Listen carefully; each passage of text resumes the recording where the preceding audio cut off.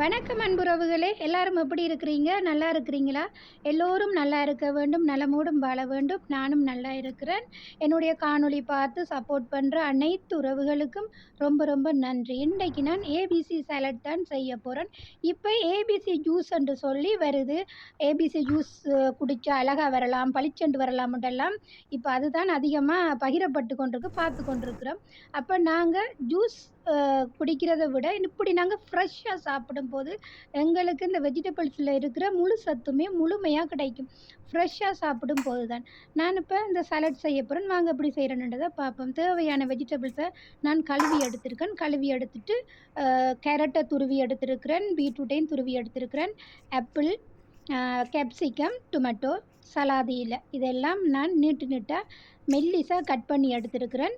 கேப்சிகமும் பாருங்கள் மெல்லிசாக கட் பண்ணி எடுத்துருக்கேன். தக்காளி பழம் சாப்பிட்றதே சருமத்துக்கு நல்லது. பச்சையாக சாப்பிட்றது தான் அதிக சத்து இருக்குது.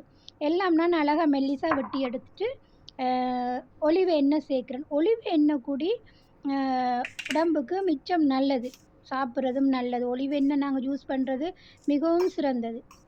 ஒலிவ் எண்ணெய், லெமன் ஜூஸ், தேவையான ஒரு சொட்டு உப்பு சேர்த்துருக்குறேன். எல்லாத்தையும் சேர்த்து நல்லா மிக்ஸ் பண்ணுவோம். மிக்ஸ் பண்ணிவிட்டு நாங்கள் இந்த சலட்டை காலை உணவுக்கோ, இரவு உணவுக்கோ, பகல் உணவுக்கோ சாப்பிடலாம். ஆனால் பகல் உணவுக்கு சாப்பிட்றது தான் நல்லது. பாருங்கள் எப்படி இருக்குன்ட்டு சொல்லி பிடிச்சிருந்தா நீங்கள் ஒரு தடவை ட்ரை பண்ணி பாருங்கள். எனக்கு ரொம்ப பிடிக்கும் சாலட்.